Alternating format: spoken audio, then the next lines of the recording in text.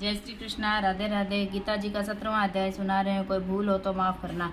अर्जुन ने पूछा, हे श्री कृष्ण, जो शास्त्र विधि को छोड़कर श्रद्धा के साथ पूजन करते हैं, उनकी निष्ठा किस प्रकार की, सात्विकी है अथवा राजसी है अथवा तामसी है? श्री कृष्ण जी बोले, प्राणियों के स्वभाव से ही सात्विकी, राजसी और तामसी ये 3 प्रकार की श्रद्धा है। सो सुन हे अर्जुन, सबकी श्रद्धा अपनी प्रकृति के अनुसार होती है। पुरुष श्रद्धा में है, जिनको जैसी श्रद्धा होती है वह वैसा ही होता है। सात्विकी पुरुष देवताओं को पूजते हैं, रजोगुणी यक्ष राक्षसों को पूजते हैं और तामसी जन भूतों प्रेतों को पूजते हैं। जो लोग कपट, अहंकार, काम, विषयानुराग और आग्रह युक्त शास्त्र में न कहा हुआ उग्र तप करते हैं, मूर्खता से न केवल अपने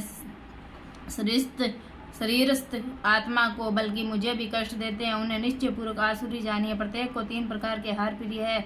उसी तरह यज्ञ, तप और दान भी 3 प्रकार के हैं, जिनके भेद सुनिए। आयु, सत्व, बल, आरोग्य, सुख और प्रीति को बढ़ाने वाले रस घृत युक्त पोषक और आनंददायक आहार सात्विकों को प्रिय है।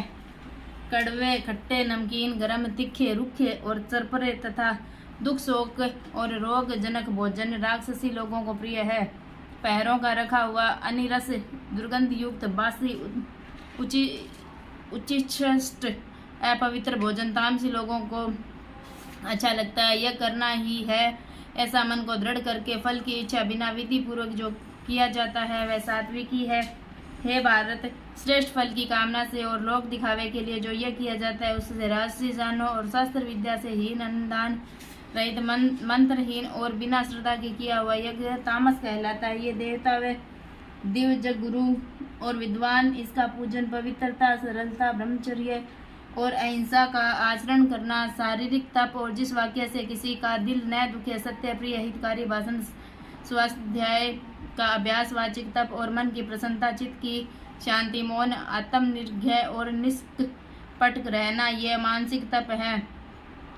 यह तीनों प्रकार का तप यदि श्रद्धा से फल की इच्छा त्याग कर और योग युक्त होकर किया जाए तो सात्विक तप कहलाता है। जो अपना आदर और बढ़ाई कराने के लिए दम्भपूर्वक किया जाता है, यह आंतरिय और क्षणिक तप राजस है। जो दुराग्रह से आत्मा को कष्ट देकर या दूसरों के नाश के लिए किया जाए उसे तामस तप कहते हैं। फल की इच्छा त्याग, उत्तम बुद्धि, उत्तम स्थान, सत्य पात्र के बदले में कोई वस्तु लेने की इच्छा बिना दिया जाता है उसे सात्विकी दान कहते हैं। जो दान प्रत्युक प्रकार अथवा किसी फल की इच्छा से क्लेश पूर्वक दिया जाता है उसे राजस्थान। अयोग्य समय में अयोग्य पुरुष को असत्कार और निरादर के साथ जो दान दिया जाता है उसे तामस दान कहते हैं। ओम, तत् और सत ये 3 ब्रह्मा के नाम, इन्हीं से आदि काल में ब्राह्मण, यज्ञ और वेद बने। इसी से यानी पुरुष यज्ञ, दान और तप आदि शास्त्रोक्त क्रियाएं ओंकार उच्चारण के साथ करते हैं। मुमुक्षु जन फल की इच्छा न करके सत शब्द का उच्चारण कर यज्ञ, तप और दान करते हैं। ये अर्जुन, सत शब्द का उच्चारण सद्भाव और साधु भाव में किया जाता है तथा मंगल आदि वैवाहिक कर्म भी सत कहलाते हैं। ये पाठ श्रद्धा से रहित दान, तप और अन्य कर्म जो किए जाते हैं वे असत कहलाते हैं। वे न इस लोक में न परलोक में हितकारी है। इति श्रीमद्भागवत गीता सुपनिषद सुब्रह्मा विद्या योग शास्त्रे श्री कृष्ण अर्जुन संवादे त्रिविध योगो श्रद्धा नाम सप्तदशो अध्याय समापद। 17वां अध्याय समापद। 17वें अध्याय का महात्म्य। श्री भगवान बोले, मंडलिक नामक देश में दुशासन नाम का राजा, एक राजा किसी दूसरे देश का राजा था, जिन्होंने आपस में शर्त बांधी, हाथी लड़ाए और कहा जिसका हाथी जीते सो ये अमुक धन लेवे। तब दूसरे राजा का हाथी जीता, दुशासन का हाथी हारा। कुछ दिन पीछे हाथी मर गया तो बड़ी चिंता हुई, एक धन गया, दूसरे हाथी मरा, तीसरे लोगों में हंसी हुई, इससे निंदा हुई कि इसी चिंता से राजा मर गया। यमदूत पकड़कर धर्मराज के पास ले गए। धर्मराज ने हुक्म दिया, यह हाथी के मुँह से मरा है, इसको हाथी की योनि दो।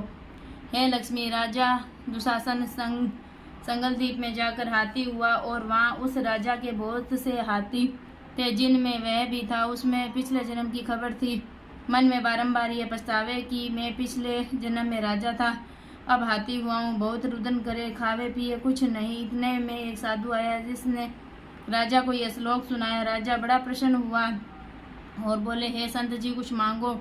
उसने कहा, मेरे पास सब कुछ है, एक हाथी नहीं है। राजा ने सुनकर वही हाथी दिया। ब्राह्मण अपने घर ले आया, दाना रतब दिया। वह खावे नहीं, पानी भी नहीं पिए। रुदन कर मन को मैं सोचा, कोई ऐसा होवे जो मुझे इस योनि से छुड़ावे। उस साधु ने महावत को बुलाया, पूछा कि इस हाथी को क्या दुख है? खाता पीता कुछ नहीं। महावत ने देखकर कहा, इसको कुछ रोग नहीं है। तब साधु ने राजा से कहा, हाथी खाता पीता कुछ नहीं, खड़ा रुदन करता है। यह सुनकर राजा समय देखने को आया। राजा ने बड़े बड़े वेद बुलाए और महावत बुलवाए, सबको हाथी दिखलाया। उन्होंने देखकर कहा, राजा जी, इसको कोई मानसिक दुख नहीं है।